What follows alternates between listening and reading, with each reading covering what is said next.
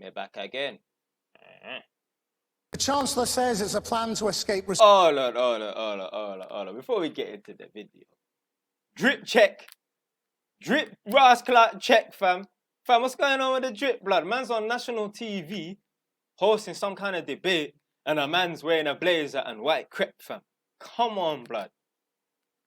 You would expect a man like that to be wearing shoes, you know, not white trainers, fam. Session. Higher taxes, lower standards of living, cuts to public services. Tonight, the people have their say in our cost of living debate.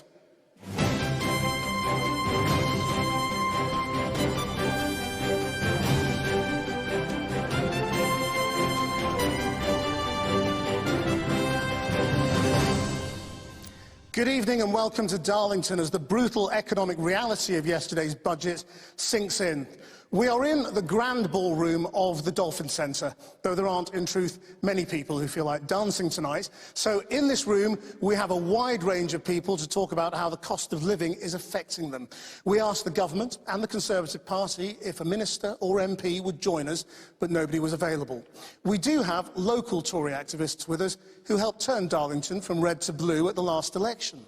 From Labour, we're joined by the Shadow Justice Secretary, Steve Reed, and we also have some experts in the audience to help with the facts. Let's get more detailed reaction to yesterday's budget and hear some of the challenges people are facing from our audience here in Darlington. So you've been warned that living standards are going to fall by about 7% over the next 2 years. What does that mean to you?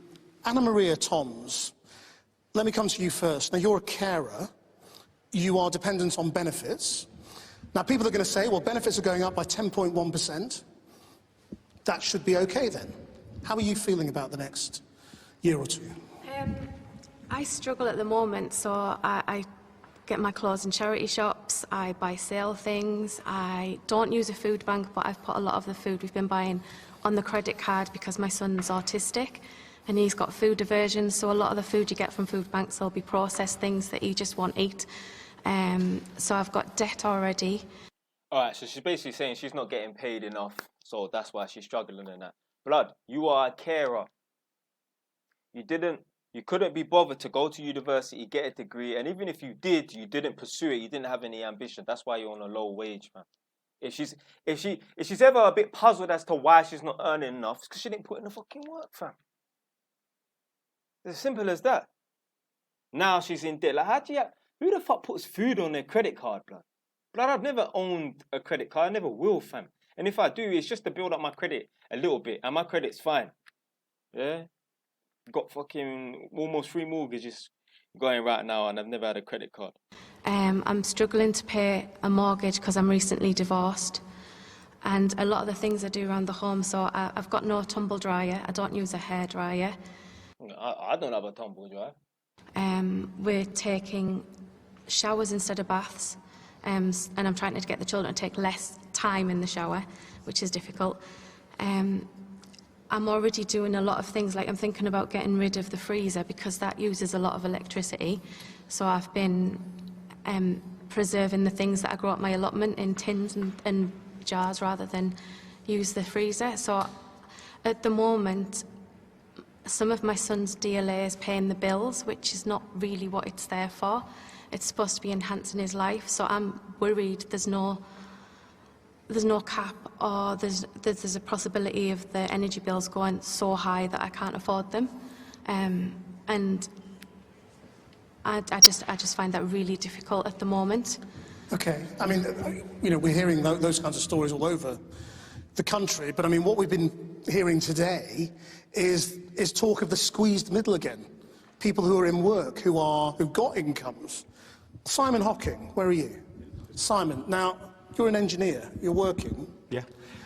My big problem with this, I'm ashamed there's no Conservative minister here, because the question I like to ask... You are a Labour activist, aren't you? I am a Labour activist, yeah, I'm a paid-up party member.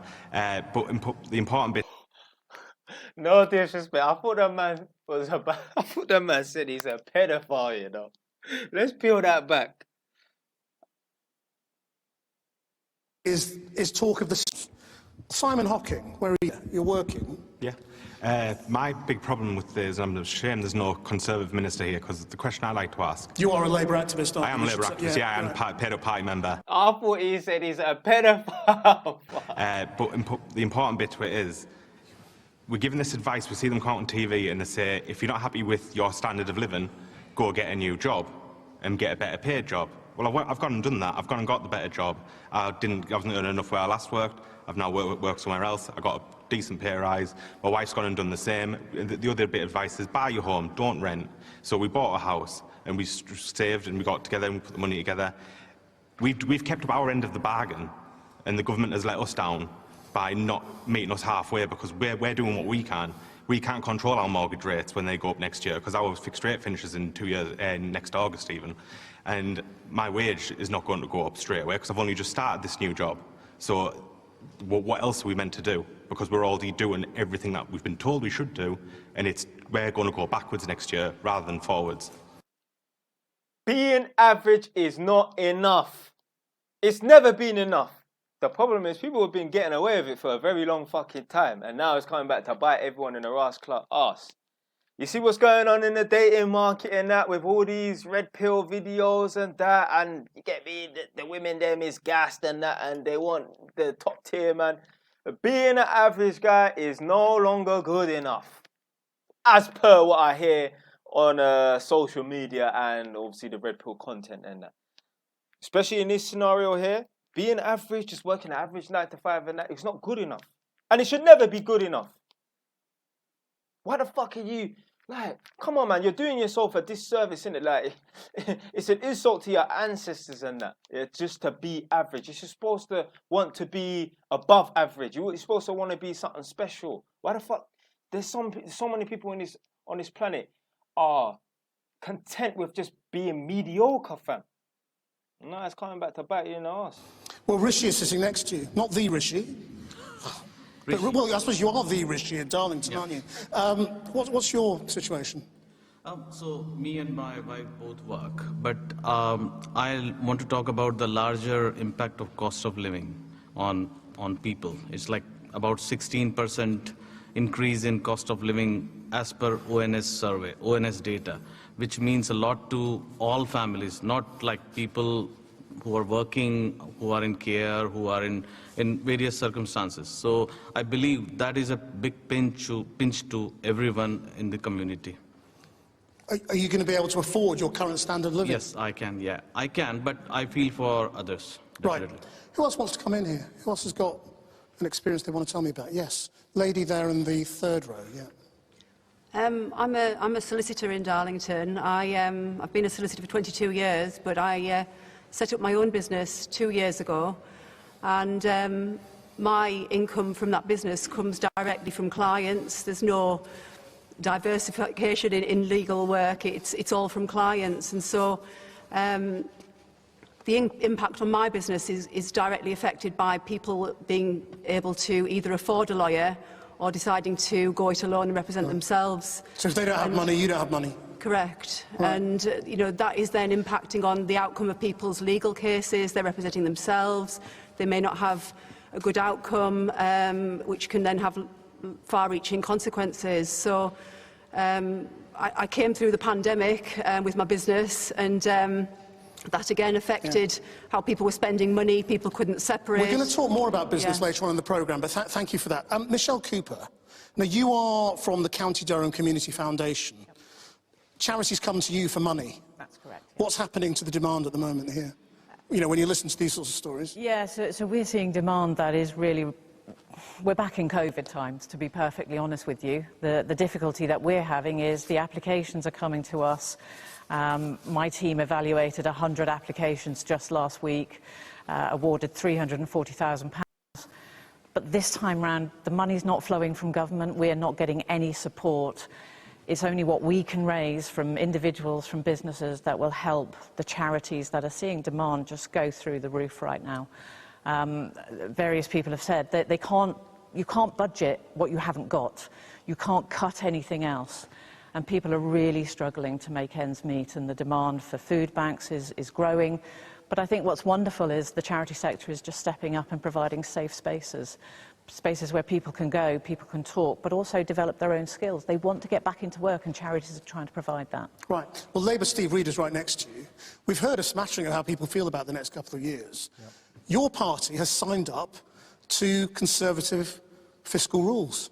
So you're not going to have any more money to spend, are you? Well, to be clear, we've got our own fiscal rules. The Conservatives have been all over the place the last few weeks. And what we've been hearing is the real pain and anguish that households are feeling, not just in Darlington, but up and down the country. I see it in my constituency too. And what happened, it was a couple of months ago, we had the kamikaze budget that caused a run on the pound because the Conservatives came up with £60 billion worth of unfunded commitments. Let's not re-prosecute that. I'm trying to get you to focus on your alternatives, which don't seem to be very impressive at the moment. What happened yesterday was in part because of what happened a few weeks ago, but the problem goes back 12 years. We've had a low-growth economy for all of those 12 years, and that the core of Labour's offer going forwards is that we have a plan to grow the economy, and the Tories don't. And if they had that plan to grow the economy, then we would have seen it by now in these 12 years. Jeremy Hunt, 9 years in Cabinet. Rishi Sunak, 3 years Chancellor of the Exchequer. If they knew how to grow the economy, they would have grown it. And the reason that we're facing all of these problems with taxes escalating in a way that is strangling household budgets, wages are on the floor compared to many of our competitors, is because our economy has got the lowest growth of the OECD, 38 major economies in the planet. Yeah, that's the thing about wages. Like, before, let's say, for example, someone earned 10 grand. A house would be 45 grand. Well, houses are now 300 grand. But a man who's not earning a fifth or, you get me, a portion of that. Yeah, a man is earning 10 times less than that. So it's just mad. It's just mad. You would have thought if back in the day houses were 10 grand. If you would have thought if back in the day a man was earning 10 grand, a house was 45 grand, you would think to yourself now, okay, if a house is worth 450 grand, a man will be on 100 grand. No. And we are the only country in the G7 that is still smaller than at the beginning of the pandemic. That is the fault of the Conservative government, because all of those countries have had these global headwinds that we're all facing. Let me bring in Professor Jagjit Chadha from the National Institute of Economic and Social Research. You saw that poll finding, which said that people blame the government rather than external factors. Is that fair? Not entirely. Clearly, over the longer run, government choices are the things that matter for prosperity and growth. But the news that we heard yesterday from the OBR is that as a result of the increase in energy prices and continuing problem with supply chains and shortages of food, don't forget we have learned over the last 6 months that Ukraine has also been the breadbasket of the world. That the UK activity... So when Jeremy Hunt says this is a recession made in Russia, that's true, is it, straightforwardly? Well, what we've learned is that the UK economy is going to be some 4 to 5% smaller than we thought 6 months ago. And at the same time, the government, in the position of wanting to ensure that public debt is falling over a planning horizon, has in fact increased expenditure over the next 2 years by the same amount. So we have a 4% increase in government expenditure to try and offset some of the things that we're talking about. I'll come to you in a minute. I just want to get a quick show of hands from the audience in the room. If you are already going without, if you're already cutting back, whether it's on your heating or your food bills or whatever it might be, can you raise your hand? All right. Just having a look. About 20-30%. Yeah, about 30% of the crowd. It's about half of you, maybe a little bit more than half of you. Yeah. Oh, I didn't see that. I didn't see half. I saw about like 30%. Or your food bills or whatever it might be, can you raise your hand? Hold on a minute. Yeah, maybe. I'd say about 40%. All right, it's about half of you, maybe a little bit more than half of you. Yeah, at the back there, what did you want to say? I just wanted to point out that the Shadow Minister had said that he mentioned Liz Truss's underfunded tax cuts, and obviously that was a massive mistake. But does he not accept that Labour's £147 billion commitments that they haven't budgeted for? But is that not the same kind of level of bad fiscal policy? Well, the figure actually isn't right, but there's a difference between borrowing to invest and borrowing to binge. And what the Conservatives did was borrow to throw the money away. What Labour would do would be to borrow to invest in transforming the economy so that we have a green economy, investing in solar, wave, nuclear power, so that we can take control of our own energy, cut bills and create jobs. That then brings money back into the exchequer. So borrow to invest, sensible; borrow to binge, Tory plan, ruinous. OK, there's a hand up here as well. What would you like to say? Yes, who are you first? So I'm Joshua Vale. I actually run a lettings company, a residential lettings company. And it's interesting we're talking about borrowing because both major parties seem to want to borrow, which obviously drives up interest rates generally, means that we have to increase our mortgage payments and therefore pass that on in increased rents to tenants. In fact, in one situation I've got, our mortgage payments are set to double on a particular house in the new year. Doesn't seem like any... Well, so basically, obviously, you know, like I got a flat around the corner and my girl told me about it, but I got a lot of things going on. And, you know, like if I'm paying £106 a month for my mortgage, I'm not thinking about changing it or getting a better rate. Anyway, my mortgage had to go up because obviously the base rate went up. And before, like when it was starting to go up and that, little bit by little bit, I should have secured a new rate, but I didn't. I left it to the last moment. So my mortgage payments have gone up from £106 a month to £344 a month. Now, obviously, if it's gone up by £200, £230, call it, obviously I'm losing profit. So in order to recuperate that profit, I would have to increase the rent. So yeah, I increased the rent anyway. Fortunately for the people that live there, I increased the rent and then they moved in. So it's not like the people that was there, I increased the rent and they had to pay more. No, they left and then happened to have the property empty for like a month or whatever. I increased the rates and then obviously got some new people moving in. Now obviously I'm completing on the next property now. Literally need to transfer the money over, so I'll probably have the keys in the next 5 days or whatever. That mortgage there, that property is worth 125,000. It's just a one-bed flat, and I'll be paying £244 or £257 a month, I think. So yeah, that mortgage there is, I got a better rate because obviously I secured it at a different time to when the base rate and that was going up. But the long and short of it is, when mortgage rates go up, when interest rates go up, obviously the landlords and that are going to be paying more to the banks, the lenders. So therefore, they're going to have to increase their rent to their tenants.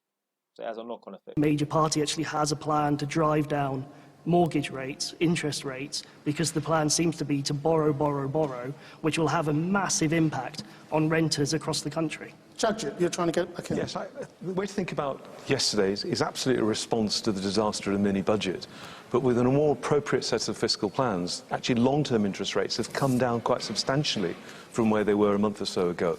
That ought to give, ultimately, space for the Bank of England not to raise interest rates to the levels that we were worried about a few weeks ago. In fact, there are many at the bank, the MPC, who wouldn't want rates to rise too much, because much of the inflation, because it's been caused by this one-off increase in energy prices, will start to go out of the frame of reference over the course of the next year, and inflation will start to come down of its own accord without interest rates having to rise to the levels that would lead to mortgages doubling. We think it's more likely in the range of a 40 to 50% increase in mortgages, which absolutely is difficult for many households. But those interest rates rising to something like 3 to 4% is more in keeping with the long-term historical norm. Okay. That should lead to capital being better allocated to more productive firms. All right. So in a way, it's consistent with growth, not against it. Maybe that'll be a little bit of reassurance, but let's see. I mean, the Chancellor may have offered additional money to schools and the NHS, but it is public sector workers facing the biggest hit to living standards, with public sector pay growth now at historic lows in comparison to the private sector. Let's hear from, well, the rather obvious medic in our audience, right on the front row. Ben Ritchie, you're a GP here. Yeah. My man looks like he's still in his scrubs. Scrubs is like the uniform that basically the doctors and nurses and all them people there wear. I don't know. I think obviously I assume doctors wear green, and then like in the hospital, I don't know. Maybe the nurses wear like a kind of like a burgundy kind of reddish sort of color, and then yeah. So yeah, my man look like he's still in his GP uniform, his doctor's How uniform. desperate are things? There's no surprise. My opinion is going to be that sometimes it feels like GPs are at the point of collapse. We are getting emails monthly saying, please, don't send people to A&E. We're full. Then the hospitals are full. And 1 in 5, I think it is, patients are actually ready to be discharged. They're okay. They can go. But there's nowhere for them to go. There's no care home for them to go to. And what really worries me is the lack of any plan. I'm not seeing, I'm not hearing noise. I get little increments of a bit of money here and a big there's number. billions more going into the NHS Huge next numbers, year. numbers, but there's no plan. I don't see this grand unveiling of a cure for the fact that these beds are blocked. And what about your colleagues who are facing real terms pay cuts? I mean, are you losing staff? We're struggling to recruit. The number of GPs per patient is decreasing, so one GP has got a lot more patients than they used to have. And as a result of that workforce issue, we're using alternative options, nursing staff, and a divergence of different people to take on that role. But you can't find people to come in, and we're really struggling with recruitment. We've got a Conservative councillor in the room, haven't we? Where are you? Right next to you. Right, okay. What do you say to your neighbour, the doctor? It's a difficult one. I'm Mike Renton. I'm on the cabinet in Darlington Borough Council. And I deal a lot with frontline services. So my portfolio is strong communities, so I work a lot with the police and with the fire. And a lot of the conversations we've been having recently is that there needs to be reform in the way that we fund these services, because, for example, the fire, who currently are voting on, or they have voted for industrial action to get more than a 5% pay rise, and that means, I think it was a 5% no condition pay rise, and the unions were pushing them hard to say, no, we want more, and yet the chief fire officer is telling me if they get more, they're going to be cut. So how do you explain to your public sector workers that they've got to take home a big pay cut over the next year, in real terms? That's mad. Fuck the money. that, like.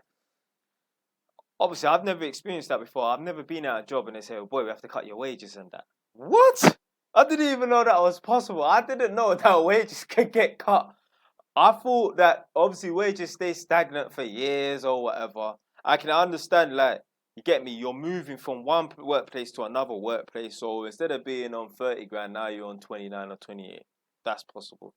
But I never knew that workplaces could cut people's wages, you know. I understand, like, yeah, workplaces can stop overtime and all that. Yeah, I get that. But not fucking cutting wages. That's mad. It's just not there at the moment. If everyone wants to have a big pay rise, they're going to have to be increased taxes. They're going to have to be council tax, for example. But private sector salaries are going up by about 6%, aren't they? Much higher. Council tax is a flipping rip-off. I pay about £135 for council tax for here, and then £135 for my flat that's around the corner, and then it's going to be another £135 for property that I'm going to be getting the keys for soon. So rip-off. Fucking rip-off, blood. Than the public sector. Yeah, and we don't. And that's why people are leaving the public sector, isn't it?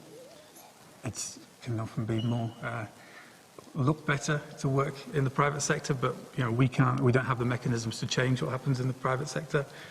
You're nodding away behind. I mean, would you like to come in? Well, I was just going to say I used to work in the public sector, and I work in the private sector, and there are some perks that people who work in the public sector get that people in the private sector don't get. I would just like to ask, because I am very worried about the NHS, and I would just like to ask the doctor, where exactly does the extra billions that the government is spending and has spent since Brexit, where is that money actually going? That's what I would like to know. I hear all this chat about, oh, money's going into this, bruv. But I'm still hearing that doctors and all these people that actually work in the hospitals and that are complaining that the hospitals are shit they're understaffed, they're overpopulated, there's too much people and that. Like, blood, where's the fucking money going? I'm no health economist. I don't know. Because we are spending a lot more on health. I mean, Yeah. everybody. Do you- have We said once.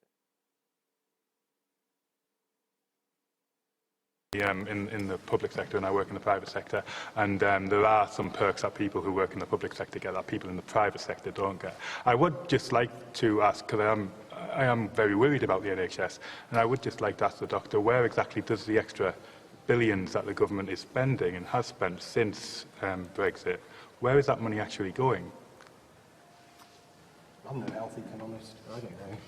Because we are spending a lot more on health. I mean, Yeah. everybody Have can you accept got that. more? Has your practice been given more budget? We're scraping by. The big profits that partners were gathering, I think, in years gone past, I don't see that.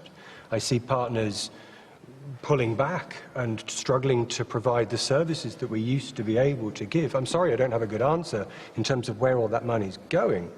All I know is that I see patients coming in on a daily basis, and I'm having to tell them that I can't help them. And 10 years ago we were. And there's a moral injury to us constantly having this. So do you think then that the NHS needs to be restructured, or what would be your opinion about it? Because if we are spending a lot more money and we're not getting the same services from 10 years ago, there's got to be a problem at the heart of the NHS, has there? Yeah, people talk about spreading that cake over 7 days, so 7-day working. Well, the cake has got bigger. Has I mean, it? massively bigger, There because are we are spending a lot more money. less full-time GPs than there were this time last year. I'm talking about the budget, though. The budget for the NHS has increased year on year. That's nobody, not even the Labour. Is it your suspicion that the money's being wasted somehow? I don't know. I have no idea. I have no knowledge about it. That's why I thought it would be nice to... Of course it's getting wasted. If they're putting in more money and no one can see the effects of it, it's going to the wrong place. Someone is shaking that money, innit? Something bugs is going on, fam. Yeah. Hear from somebody on the front line, because they know what's happening in the NHS. So but they don't know nothing. We've got a lot more older people. Right? The doctors and nurses and that, they're too low down the fucking food chain to understand what's going on. I ain't talking no conspiracy theories and nothing like that, but what I'm saying is there's TIGs that's going on that's up way 10 times above their pay grade that they don't even understand. Aging society, and as you have more and more older people, but if you don't keep up with the investment needed to treat that many people in real terms. This guy's training to get on my fucking nerves, blood. Blood, put some Ras Clark shoes on, yo. Anyway.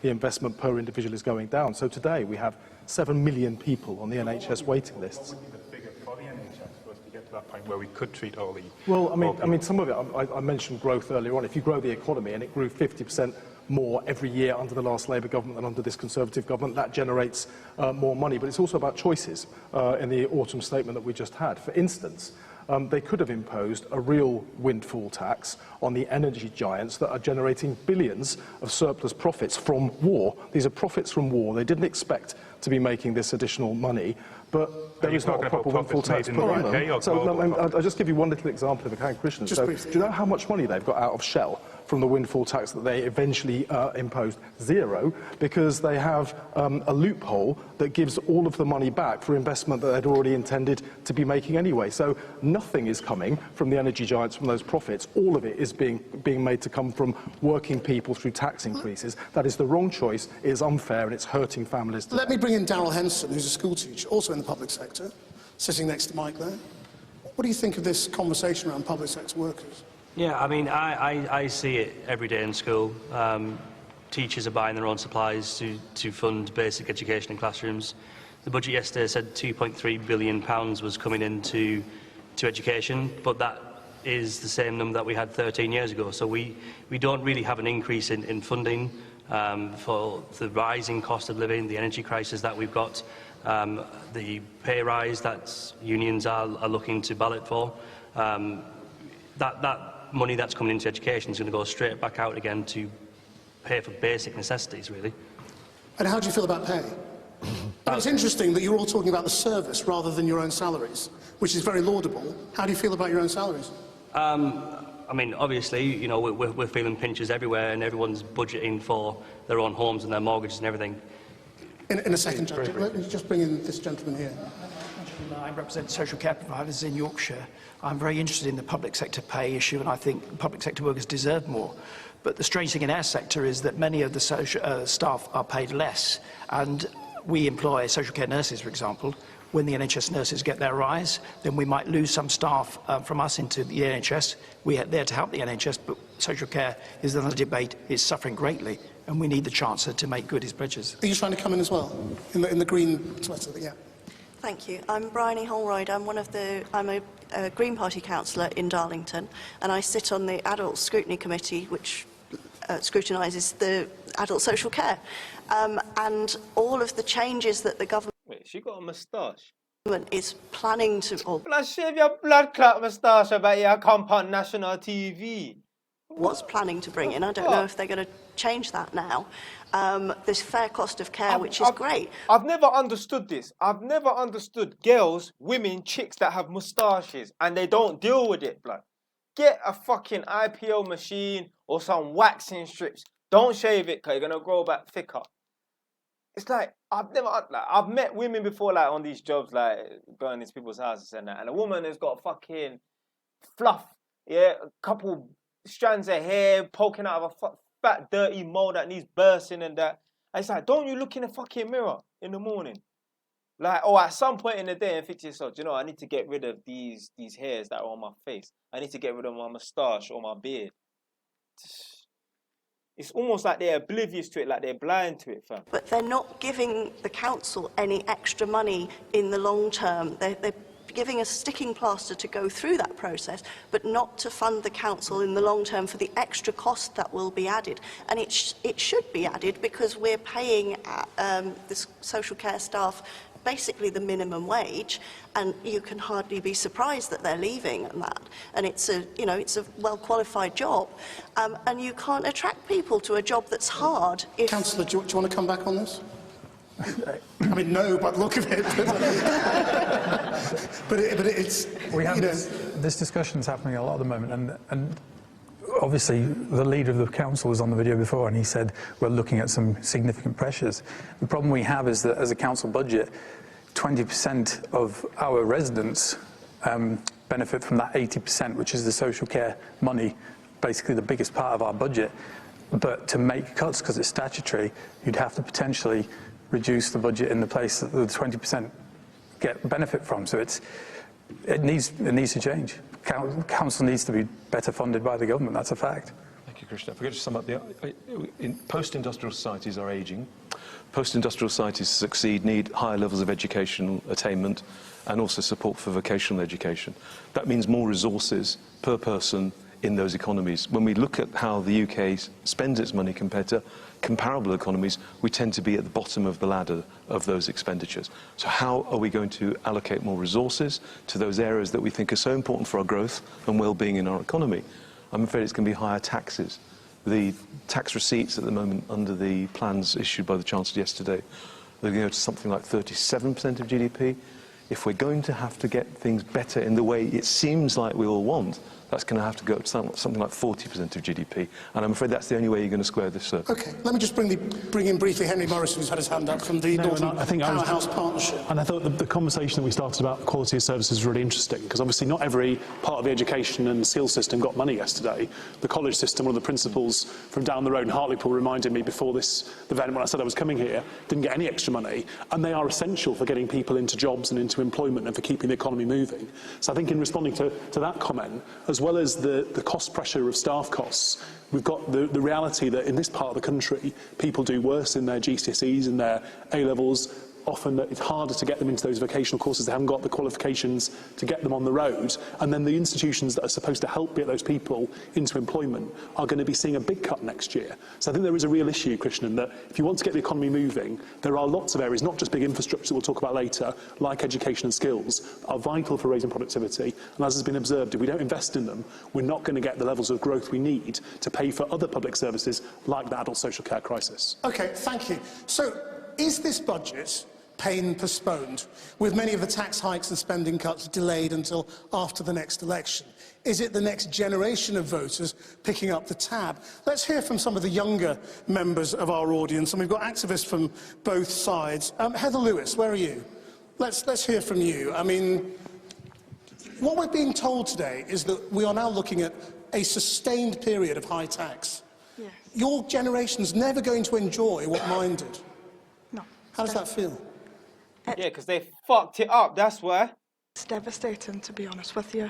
So, even though you are saying that you're putting so much into building up the economy, the people that are about to take your jobs over in a couple of years are struggling to even get through university. I'm at university just now doing my masters, and I know a lot of people that are either dropping out or really, really struggling to afford their bills. I know I am.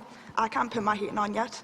I'm going down to Aldi, Lidl, and I still can't afford some things that I really wish I could. Can I just ask you, are you politically affiliated as a student? No. No. OK, well, someone who is, Ethan Pugh, is from the Young Conservatives on the other side.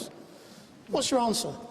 I would suggest there is a crunch at the moment. People are struggling with their bills, and there is a massive package of government support coming in to help that.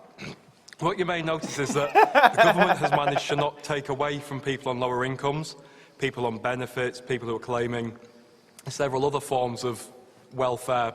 I don't know what I'm thinking of. And they're giving and giving and giving so people can afford. And I do appreciate that there's been no giving to student unions, student bodies, and I know that the other side of the House have often suggested that university should be free. But when you gain a higher level of education, I believe you're able to then gain a higher level of employment, which will then pay off to give you a higher level of work. Getting through the education is the difficult part. Like, yes, we can go for the warm heating thing that's £150, and yes, I've applied for that. I can't get it till January or February time. So I need to try and figure out how to afford my bills until then. And that's only going to cover at least part of one of them. That's not going to cover all of them. I know we get the £66 a month off as well. That's not covering all my bills. I can work all the hours under the sun. I've got 3 different jobs and I still can't make it through the month without. I know I'm struggling. And William Wynne Bonham, where are you? From the Young Conservatives. Ah, right, we've heard from you already. I mean, what's your answer here? I mean, and how do you feel about... You're chairman of the Young Conservatives here, aren't you? Yeah. How do you feel about defending a government or going into the next election when they're saying we don't like to pass debts on to the next generation? When the truth is, debt's going to be at 2.900 billion. You know, it's almost 3 trillion, whatever that number means, in 5 years' time. That is mad. £3 trillion of debt, blood.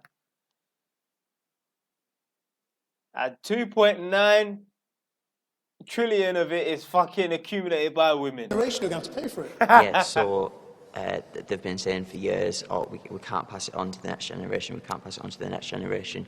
I feel like this is the first budget where they've actually put a plan in place for the debt to stop going up as much as it has. Like, for example, they put billions and billions over COVID. They're saying, well, people are struggling now. I'm going to help as people as much as we can, but we've got to do it fairly, and we've got to do it in the right way. Yes, you're trying to come in. Obviously, I made a joke about the women being responsible for 2.9 trillion worth of debt or whatever, but there was some statistics done. I don't know if it was in America or in the world or whatever, but I believe it was America. I think women are responsible for 80% of the world's debt, or America's debt. When really and truly, the ratio of men to women is like 50-50. I think I've seen some statistics in the world. For every 100 women, there's 105 men. So we're basically working at 50-50, if not 51% men, 49% women on Earth. But yet still, the debt is 80% women's fault, or something like that. But yeah, the numbers were staggering, isn't it? And the gentleman in the middle there with his hand up. I think that what we've been talking about the budget being sort of terrifying for people of my generation, I'm actually quite sort of, I've got hope now, because I'm seeing that the government is being sort of frank and honest with some of the enormous challenges that we're facing. We're seeing sort of an acknowledgement that more people in the sort of middle bracket are going to be having to pay more tax. We're seeing that those tax bans are being put in place and remaining in place. Okay, so you're feeling more hopeful? Yeah. Okay, Simon, you're trying to get in. I mean, can we be honest when we start discussing things like the debt? Because you say the mad number, like nearly 3 trillion. When Labour were last in power, yes, a lot of borrowing was done to stop the economy from crashing from another global event, which was the financial market crash. However, since then, the debt's what? Tripled? Yeah, we've had COVID as well. Yeah, no, but pre-COVID. Hang on, don't shout out. Let the microphone come to me. Yeah. Who are you? Graham Robb. I run a business in the town, and I've been involved in the development corporation of steelworks as well.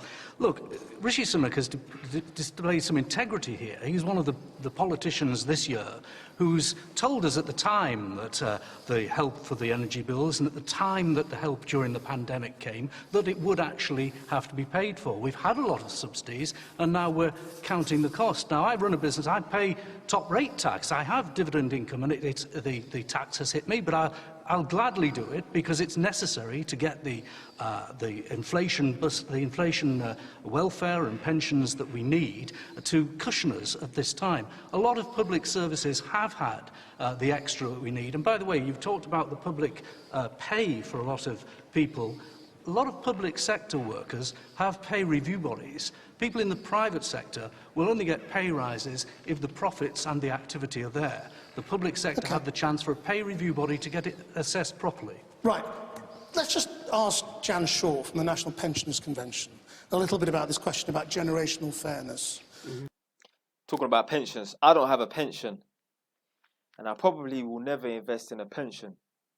In my head, if I don't make a success of myself, then why should I? Like, why do I deserve to have a pension? Why do I deserve to have money coming in? Like, I deserve to fucking freeze in the winter, starve. You understand what I'm trying to say? Like, I'm young, I've got a healthy brain, healthy body. Why am I not putting myself in a position? Why would I not be successful to the point where I don't need some stupid ass 2-3 grand a month pension every month? In my head, I believe I'm going to be so successful. I'm willing to put in the work to be so successful that I don't need a £2,000 or £3,000 pension per month. I want my pension to be unlimited. You understand what I'm trying to say? Like, my pension, that's why I got properties and that. Because that's going to be my pension. That's just the way I think, man. If I don't put in the work, then I deserve to starve. I don't deserve no fucking pension. I deserve to freeze. So pensions, the triple lock has been maintained. Pensions go up by the inflation figure from a couple of months ago. How do you feel about the young generation facing the debts of our generation? I have children myself, so obviously it's a fearful thing. But in essence, what the National Pensioners Convention does is fight for the pensions of the future, as well as people like myself. And I think when you look at the triple lock and how it maintains, or should maintain, levels of dignity and respect for older people, it hasn't actually done its job. You can accumulate losses as much as you can accumulate gains. So this year, we're onto a losing streak. That money will never be recuperated. Yeah? And young people sitting in the room today will not get the true value of what their state pension should be had we not had that loss, right? OK, thank you very much indeed. A recent survey showed a fifth of companies expect the cost of living crisis will be worse for them than the pandemic. Energy costs, inflation, supply chain and staffing issues. Let's hear what's affecting business people here and how they feel. John Elliott, you're the founder of a business making washing machines, is that right? Very interesting. Right, so are you feeling that stress? No, business is not going quite well. I think the budget didn't go far enough. We've all got to realise, I think people do realise, we've got to make sacrifices. We've all got to contribute. Even us old-age pensioners, we've all got to make some contribution. If you're in life... Didn't go far enough. What, so taxes should have gone up more? Well, we've got to be tougher. We've got to face reality, because it's not going to go away. Our economic policies has been wrong for 30 years. We don't make enough. We spend more than we consume. or we consume more than we produce, rather. We rely on imports. You know, we've just got to address that. And I like these words of saying, we look at the investment rather than spending money. There's a big difference. For example, in Darlington here, we're going to spend £120 million on a station. Then I think it's perfectly OK. Invest that in manufacturing and we'll save imports. Steve Reid, do you want to come in? No, it's absolutely right. I mean, you have to invest to grow the economy. We're not going to get those good new jobs unless we make real devolution, giving areas more control over their own economies. But we have to stop taxing working people so that they can't afford well, we've all to got live. to pay taxes, I'm afraid. We've all got to take some of the load, all of us. I agree with you, but there were for instance, do people know that hidden away in the detail of the autumn statement yesterday was a tax cut for the banks? So bank surcharge was cut from 8% to 3%. That is worth an awful lot of money. The banks weren't necessarily expecting that. Given the constraints on the economy today, you would think the banks, with all their profits, were not the priority for tax cuts, but that's what the Chancellor chose to do, while putting up taxes on working people. Let me bring in Reshma Begum from the Federation of Small Businesses. How many of your members agree with John that the budget should have actually gone further? I can't say that that would be a popular opinion amongst my members, if I'm honest, because a lot of the small business community are facing some significant difficulties, and you know, the costs are only going up. There was a number of different things, and you know, as Steve's just said, there was the taxation around banking. There's also more hidden detail. So, for example, the fuel duty that's due to go up by 12p a litre in March. You know, we're living in a relatively rural area of the country. A lot of people rely on private vehicles, whether we want to admit it or we don't. That's not just people who rely on vehicles for, you know, the day-to-day running of their business. That's people who rely on it as well to access talent, and for those people to access opportunities. Let me bring in Steve Chestnut. You're in the catering industry, aren't you? That's right, yeah, with a local event catering company. I was hoping to ask the politicians that didn't make it here this evening, with all of the squeezes that are obvious to all of us that are coming in, what they may... The politicians didn't want to step foot, boy. They would have got a grilling. They knew what time it was, yeah. They didn't even bother. Yeah, that's like turning up to a fucking war with a knife, yeah. They weren't even ready for their firepower. They've been able to give us some sort of hope as to ideas of possibly looking towards thriving in some areas, rather than what for many is looking like it's going to be striving. You're feeling hopeless, are you? It's difficult. You know, a lot of people. I wouldn't say what I'm particularly supplying is a luxury product, but it's a treat for people to come out and enjoy something that we're offering, and we're finding that treats are the first thing that goes. Absolutely. Yeah. Henry Morrison, sure. Northern Powerhouse, is supposed to be tackling all of these fundamental issues in places like the North East. I mean, do you have any hope? I think we need to have hope for the long term. I think the challenge is, can you still protect those things that really matter, even when you face those current choices that we're facing at the moment? So it would be wrong, for example, to have cut big projects like HS2. I would disagree with the business person about Darlington Station. Obviously, it's a microcosm of the wider issue that we have really poor connectivity in the north of England. You can still have an industrial strategy and invest in big infrastructure. In fact, a few Prime Ministers ago, Theresa May was committed to big infrastructure and an industrial strategy. What do you think of that poll impossible. that we heard from Paul at the beginning, which showed that people are now very sceptical that levelling up means anything? And I think they're right to be concerned, because obviously you've got to ask, if you can't balance the books, how are you going to borrow to invest, as Steve said earlier? You're going to have to invest in raising productivity if you're going to give people better life chances in the north of England. The reason why people in Darlington and the wider Tees Valley, the wider North East, don't have the same life chances is because they don't work in businesses that are as successful as in other parts of the country. Better connectivity, but also getting the most out of that net zero revolution. These are the things, Christian, that are going to make a big difference for the next generation of workers, not just the one we've got now. Just on the front row here, yes, you had your hand up. I work for the National Federation of Builders, and we represent construction companies up and down the UK, and we're hearing stories where they're really struggling with challenges to do with labour shortages, higher taxes, higher prices, you know, and a poor planning system. And there's little to no support from the government for those businesses to help planning reform. We need planning reform in order to be able to build the infrastructure that we need to support the public services. You know, you can't have a good NHS without hospitals.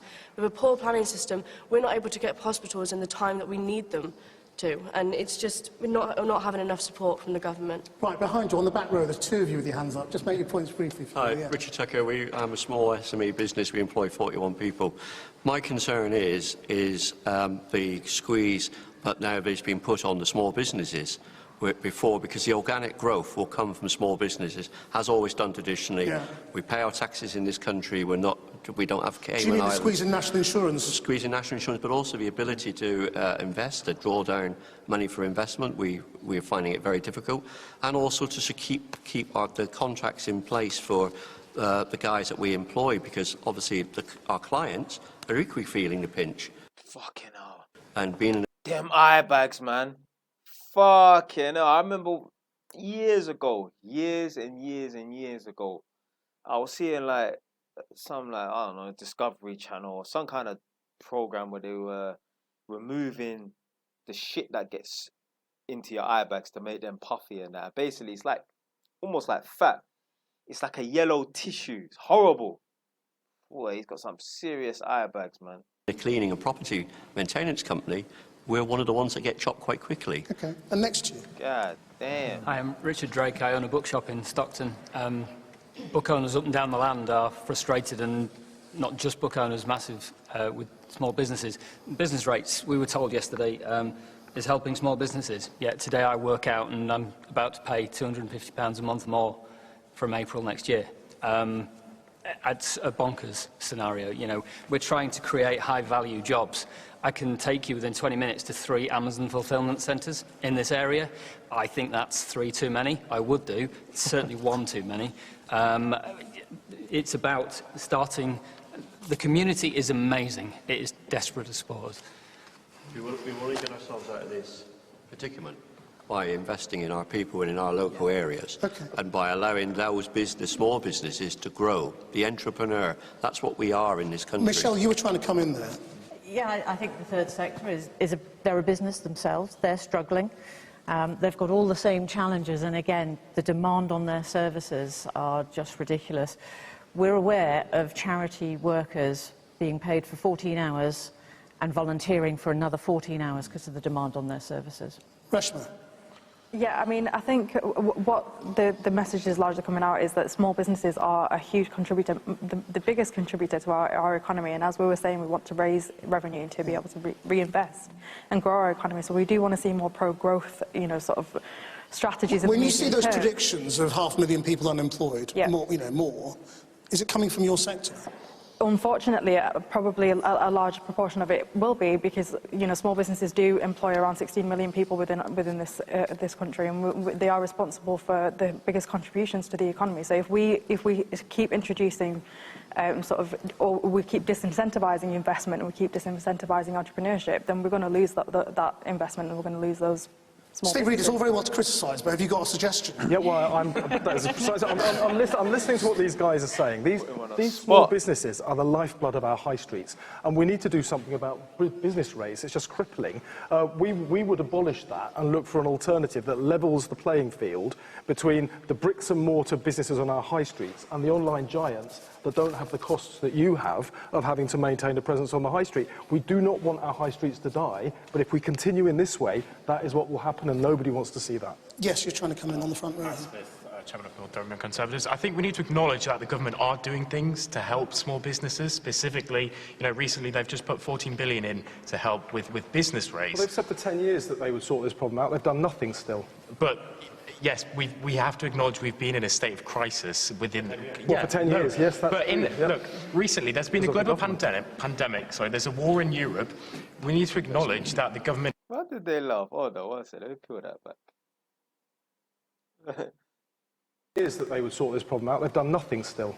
But yes, we have to acknowledge we've been in a state of crisis within. For 10 years, yes. Look, recently there's been a global pandemic. Sorry, there's a war in Europe.